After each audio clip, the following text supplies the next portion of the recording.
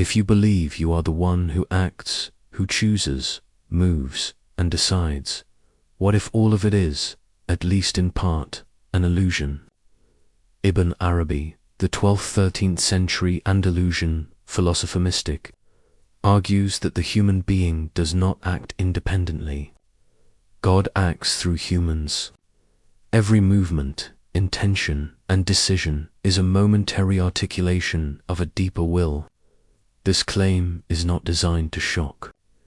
It is a metaphysical description of how reality functions. Modern culture, however, prizes autonomy. We tell ourselves that the self is the origin of choices, the master of outcomes. Ibn Arabi dismantles this assumption at its foundation. In what follows, we will analyze the rational structure of his claim and then place it alongside contemporary findings in neuroscience and psychology. The aim is clarity, not mystification, to see how this doctrine reorganizes our understanding of control, responsibility, and inner peace. The contemporary self is trained to equate freedom with personal control. Productivity systems, performance metrics, and self-optimization strategies all imply that outcomes map directly to individual will. Yet research increasingly shows that conscious will is not the true source of most behavior. From a neuroscientific perspective, the evidence is instructive. In the early 1980s, Benjamin Libet demonstrated that measurable brain activity associated with initiating a movement appears milliseconds before subjects report the conscious intention to move. The brain seems to gear up prior to awareness. In the early 2000s, Daniel Wegner synthesized a broad set of findings into the concept of the illusion of conscious will. The mind often generates a sensation of authorship after action is already in motion. Consciousness, in many cases, is a narrator rather than a prime mover. Psychology points to a related process: confabulation. Humans construct post hoc stories to make sense of choices largely driven by automatic processes. This does not mean that consciousness is irrelevant. It does suggest that our everyday sense of control is, at minimum, incomplete. The result is a chronic mismatch. We feel separate from the forces that move us while carrying the emotional burden of total control. Anxiety rises when outcomes diverge from expectations. Guilt intensifies when effort fails to produce results. Ibn Arabi enters precisely at this point. What some scientists name an illusion of will, he frames as a metaphysical truth. The human is the instrument, not the origin, of action. Ibn Arabi, often called Al-Sheikh Al-Akbar, the greatest master, integrated Islamic theology, metaphysics, and psychology into a single vision. One strand of that vision is Tawhid Al-Afel, the unity of acts. Every act in existence is, in reality, God's act. The human being is the locus of manifestation through which the divine performs. Consider the analogy of electricity and a lamp. The lamp glows, but the power belongs to the current. Similarly, the body-mind is the medium. The energy of action belongs to a deeper source. This principle does not abolish responsibility. It relocates agency from egoic authorship to conscious participation in divine intention. There is, perhaps, a bridge in modern terms. The human nervous system functions as a responsive interface, a living control system embedded in larger causal streams. In this picture, action is a feedback process between individual consciousness and a wider order, not the unilateral assertion of a detached self. The unity of acts declares that there is no independent doer. Every act, movement, or decision belongs, at root, to the one reality. I act marks the point where divine energy meets a particular human form. A paraphrase captures Ibn Arabi's thrust. You are the place where he sees himself acting. The human is not erased. The human is implicated as the site of appearance.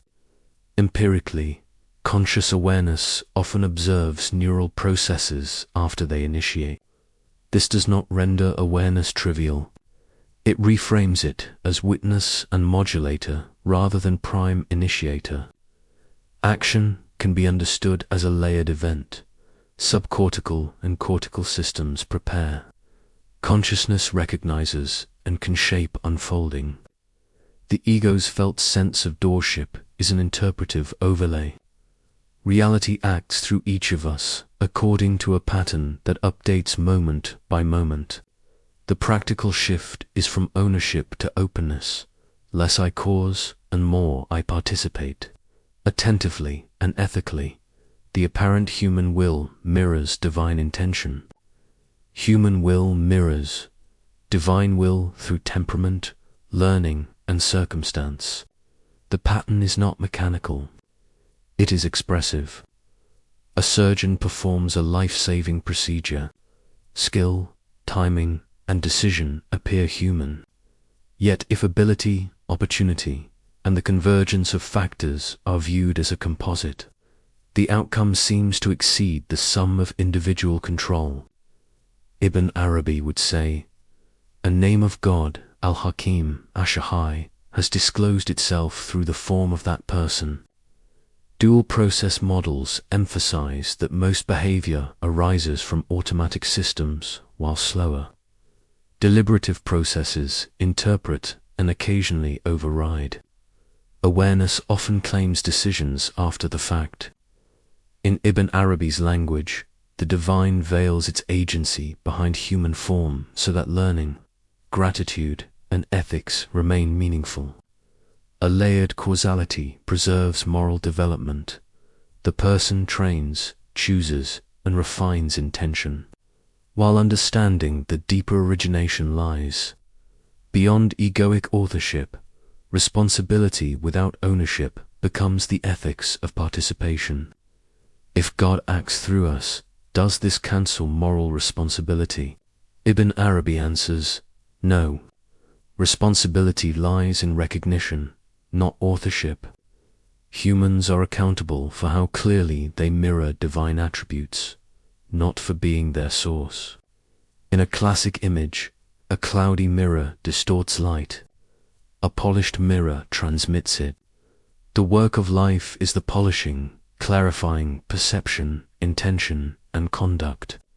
Cognitive behavioral approaches show that awareness of bias and impulse creates functional agency through understanding, rather than brute suppression. One does not claim to be the origin of impulses. One learns to work skillfully with them. Awareness becomes the highest form of action. As consciousness clarifies, behavior aligns more reliably with qualities like justice, mercy, and wisdom. In Ibn Arabi's terms, the reflection of the divine becomes less distorted. Witnessing as liberation reveals awareness as divine. True freedom is not primarily the capacity to choose otherwise. It is the capacity to see correctly. The divine knows itself through your awareness of being moved. The realized person does not collapse identity into the act. They recognize the witnessing as the meeting point of finite form and infinite source. Mindfulness, research, and clinical protocols show that non-reactive awareness reduces egoic identification and supports emotional regulation. Neural patterns associated with reactivity shift toward equanimity. From this standpoint, awareness is not passive. It reconfigures the system in real time. Freedom emerges less from controlling action and more from perceiving its source than consenting to reflect it skillfully. Witnessing is participation in creativity. Freedom without autonomy reframes choice as alignment rather than independence. If action originates beyond the ego, is freedom an illusion? Ibn Arabi reframes freedom as alignment rather than independence. The experience I choose can be understood as the divine recognizing its own expression within conscious awareness. Philosophically, this resembles compatibilism. Freedom is acting from one's deeper nature within a causal order, not acting outside causality altogether. This preserves meaningful distinctions between wise and unwise action. The more clearly one reflects qualities such as wisdom, justice, and mercy, the more one participates in real freedom. Freedom as lucidity and right proportion, the hidden mercy in determinism turns failure into instruction. If all acts trace back to a single source, failure is not ultimate condemnation. It is instruction embedded within a larger intelligence. Psychologically, this resonates with self-compassion research by Kristen Neff. Treating setbacks as part of a shared human process reduces shame and increases adaptive learning. Determinism, in Ibn Arabi's lens, is not a cage but a curriculum. Ibn Arabi does not deny the human experience of choice. He redefines it. Choosing is real on the experiential level, but derivative on the ontological level. One chooses as the instrument of the divine, not apart from it. The ethical task is to become a clearer instrument, the pause of recognition. Before reacting or deciding, introduce a brief pause, 1 to 2 seconds, explicitly acknowledging that impulses and options are appearing in awareness. From a neuroscientific perspective, this shift recruits prefrontal networks and reduces limbic-driven reactivity. The pause does not paralyze action. It clarifies the orientation of action, observing the stream. During routine activities, silently label events with a neutral phrase such as movement through me. This reduces egoic ownership while maintaining responsibility. In metacognitive terms, labeling transforms identification. I am this act into observation. This act is occurring within awareness, which enhances executive control without generating rigidity. Intention calibration. Prior to significant tasks, teaching, negotiation, caregiving, state a concise intention oriented to a divine quality. May this reflect justice. May this reflect mercy. May this reflect wisdom. This is not magical thinking. It is attentional priming. Cognitive science shows that primed constructs bias, perception, and behavior. In Ibn Arabi's frame, it invites specific names to be reflected cleanly, relinquishing outcome anxiety. Differentiates between skillful effort and outcome possession. Acceptance-based therapies demonstrate that aligning with values while releasing rigid outcome control improves resilience. In theological terms, do your work and recognize results as the unfolding of a larger order. Anxiety lessens when authorship is replaced by stewardship. Example.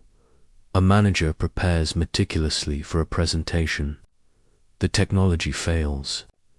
Instead of collapsing into self-blame, they enact the pause, restate intention, clarity and service, and deliver from notes. The outcome is adequate, not perfect. The learning, skill matters. So does relinquishment. Responsibility is preserved. Ownership loosens. Result, the practical arc is a conversion from striving to participation. Effort remains. Tension decreases. One becomes more predictable in ethics, less volatile in emotion, and more adaptive under pressure. Ibn Arabi's claim, "You don't act, God acts through you," is not a rejection of human life. It is a proposal about how action actually occurs. The human will is not abolished. It is transfigured into conscious participation in a deeper process. Modern findings support the direction of this view. Neuroscience indicates that conscious intention is rarely the first mover. Psychology shows that awareness, not brute force, transforms behavior. Ibn Arabi's metaphysics unites these. Awareness is the site where divine agency becomes clear, ethical, and skillful. The practical takeaway is straightforward. You are not the ultimate author of life. You are a channel through which it speaks. Recognizing this does not weaken responsibility. It liberates it from illusion. Responsibility becomes clarity of reflection, steadiness of intention, and willingness to align with qualities that elevate action. Freedom begins not by insisting on being the doer, but by witnessing the doing, the timeless current moving through the temporary form called you.